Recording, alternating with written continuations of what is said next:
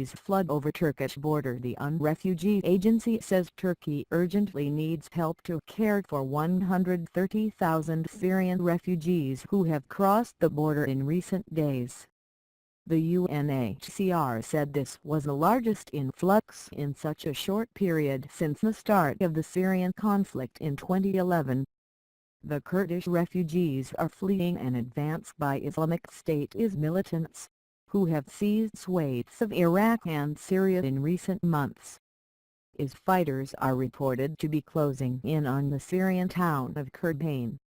The capture of Kobane, also known as al-Arabon, would give the jihadists complete control of the area.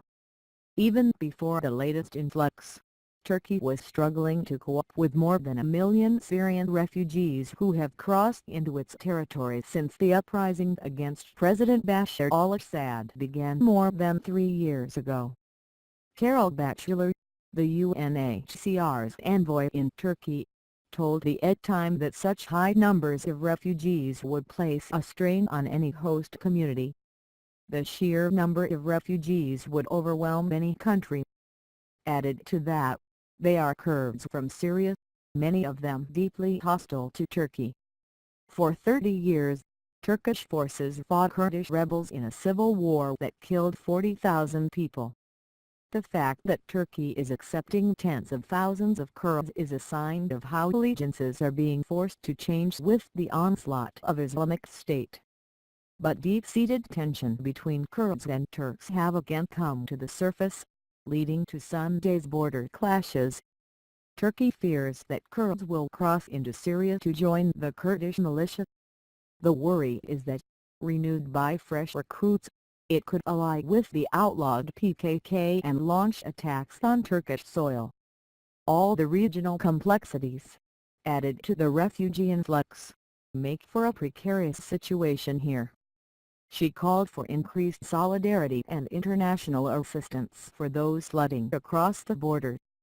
The situation is deepening. It's becoming protracted. People are desperately in need, she added. Ms. Batchelor said food, blankets and winter clothing, particularly for children, were needed. Turkish Deputy Prime Minister Numan Kurtulmuş said his country was preparing for the worst-case scenario, an influx of hundreds of thousands more refugees. I hope that we are not faced with a more populous refugee wave, but if we are, we have taken precautions, he said, without giving details.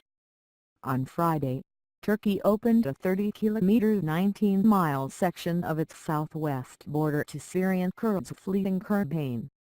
Clashes then broke out on Sunday after protests by Kurds on the Turkish side of the border.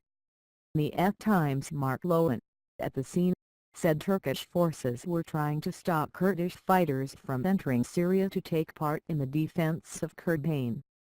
By Monday, only 2 out of 9 border posts in the area remain open, the UNHCR said. Our correspondent says the Syrian conflict has reawakened old hostilities and shaken a fragile peace between Kurds and Turkish authorities.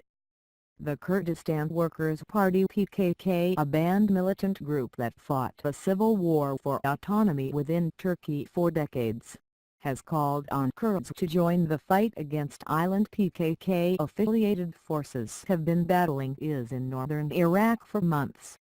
In other developments, a Syrian government airstrike killed at least 42 civilians in rebel-held territory in the northwestern province of Idlib on Sunday.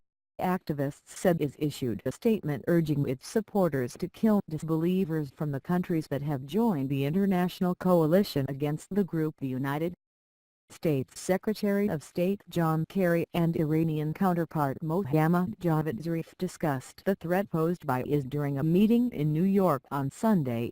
The United States official said that the United States has said it will attack the group in Syria as part of a strategy to destroy it, though so far it has carried out air strikes against IS only in Iraq. Former UK Prime Minister Tony Blair told the Time on Sunday that airstrikes alone might not be enough to contain the group. If necessary, we shouldn't rule out the use of particularly special force capabilities, he said. The United States President Barack Obama previously ruled out the involvement of the United States ground troops, and has instead promised to provide arms and training to local forces fighting against island